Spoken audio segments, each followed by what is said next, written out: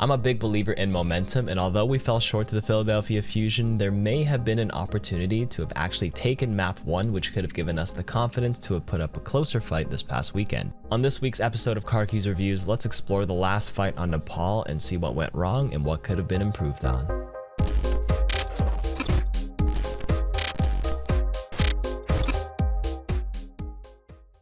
With Toronto winning their previous team fight, the Philly Fusion have to regroup and come back out, and Toronto starts off a dive and ends up messing it up just a little bit.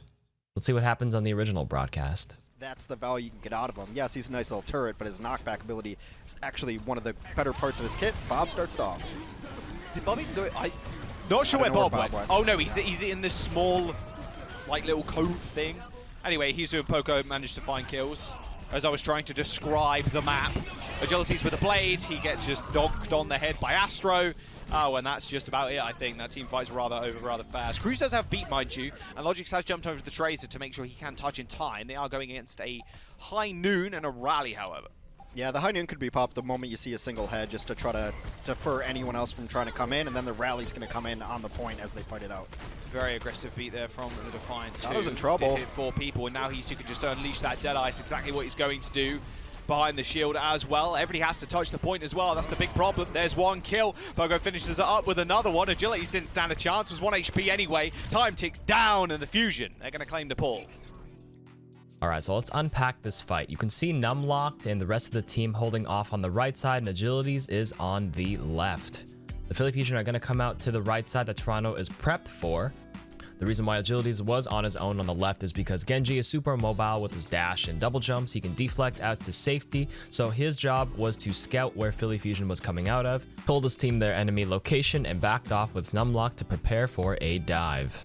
Now this is where I want to say we got a bit unlucky. It seems Toronto was on the same page in terms of their execution. They counted down, and the moment Numlock jumped in, the rest of Toronto popped out of the corner to support him.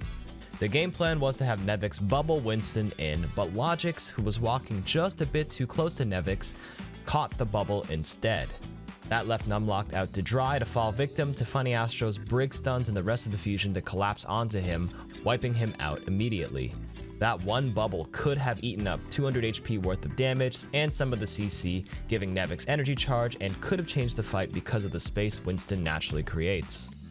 Instead, Winston falls early, Poco throws down a Sigma ultimate, forces Logix to roll away, and he tries to high noon up close, but as soon as he fires it, Poco breaks line of sight at the perfect time and survives. Agilities is on the off angle, manages to kill Hisu, but decides to blade. This one was a bit questionable, but it did force out Alarm's amplification matrix as a reactionary response, so a 1-for-1 ultimate exchange in this context isn't the worst, especially since these Dragon Blades are without a nano boost or supercharger. With time winding down, Numlocked respawns and waits till the last moment before jumping onto the point to trigger overtime. Sato and Funny Astro are on point for point pressure, while the rest of Philly is hanging out in the back corner with Poco as the shield for their hit scans, Carpe, Hisu, and Alarm on the Baptiste to do work. Kariv is there to support Numlocked and throws down an immortality field. However, Cruz is speeding through the right side and drops the beat around the corner at the same time. This is unfortunate defensive cooldown stacking and isn't optimal at all. Although they managed to take down Sato, they had to use 2 important cooldowns with minimal value. Logix switched to the Tracer and tried to get an off angle, but Carpe just does Carpe things and turns and instantly deletes him. Well played.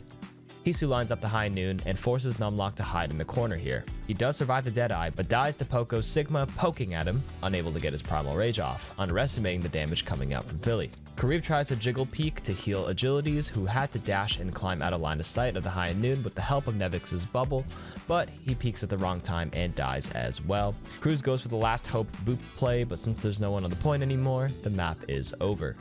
Toronto has the right pieces of the puzzle, but the timing and execution got thrown off by Philly's dominant teamwork and fundamentals. Gotta give credit where credit is due. GG's, and we'll get them next time.